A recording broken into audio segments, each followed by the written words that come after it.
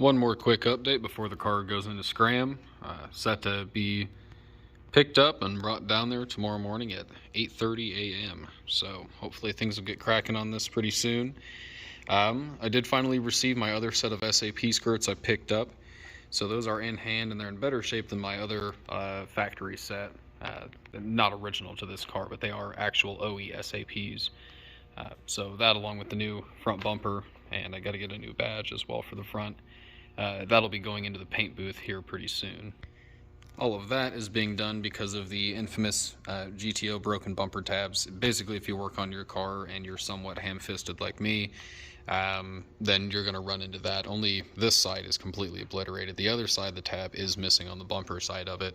But since I do have two new old stock bumpers that I purchased from Jim Butler Chevrolet earlier this year, I'm actually going to be working with a really smart local guy who's wicked good with CNC stuff. I mean, he's still learning, but he's very far along.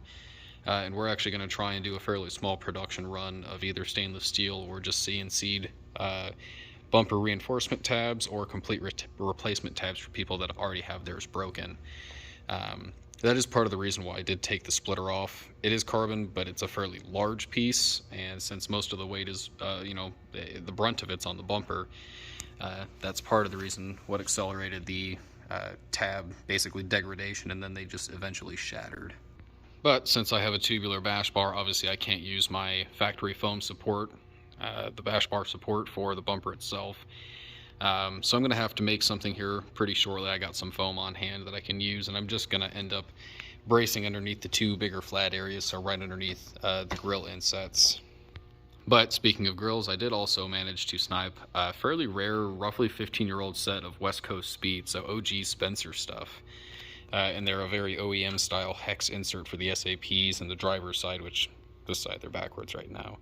It's got the very OEM style GTO badging that was typically on a lot of the front grills. Most of them have fallen off, but I saw those. I haven't seen a set of those for sale for, God, almost a decade, so I went ahead and grabbed those. But aside from the hideous bumper clips, the car is washed.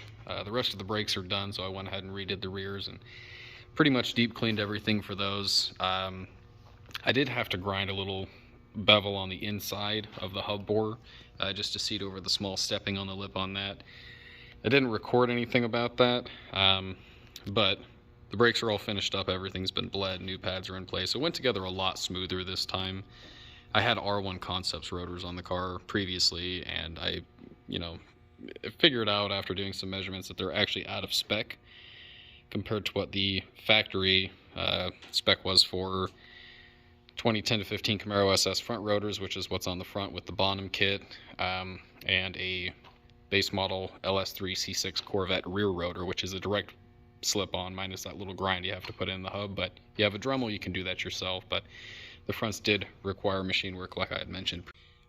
But the car's looking much nicer now that it doesn't have the 4-month layer of dust on it. I also got my new Maverick Man wing mounted on the car, which looks phenomenal. The new weave looks really good. It pops a lot more in person. Admittedly, this does need to get pulled back off at some point in time to get clear coated, because pretty much all of his pieces ship in a factory gel coat, but just to preserve it for the time being, I did go ahead and ceramic coat it. But in the meantime, I still have other things that can keep me busy. I do need to realign the front end real quick, so I need to take a bunch of measurements, loosen some stuff up. I'm going to take a little bit of the negative camber out of the front, since I think I'm going to leave the front welds off for the time being, since the CCWs frankly fit a lot better, and they have much more brake clearance. And I've been looking for a set of wheels along this line, and I ended up stumbling into these just because they have such a very flat spoke profile from the back, as you can see. And right now there is a 5mm, just a very small spacer on there, just due to the negative camber. But I feel as though if I took a little bit of the negative out, took that 5mm spacer on, it'll make better contact with the hub itself, because I did pretty much all of this to eliminate the shake in the front end that the car had before. But aside from that, all the parts are moved to scram, so the coilovers are there, the subframe connectors are there, and pretty much I just have to get the car there and then get some things off to my body guy once his schedule frees up. Hopefully this year, though, I'll be able to drive and enjoy the car a lot more. The ground issue really set me back. Between that, plus the ignition issue I had late last year, kind of put a damper on things.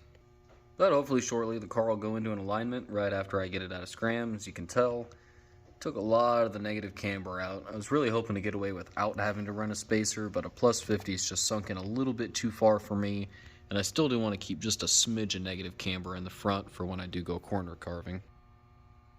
And there's the passenger side unadjusted. It's still quite angled in, but I'm about to get started on that, so we'll get all this stuff wrapped up, get the car down to scram, and hopefully we'll see what happens here in the next few weeks.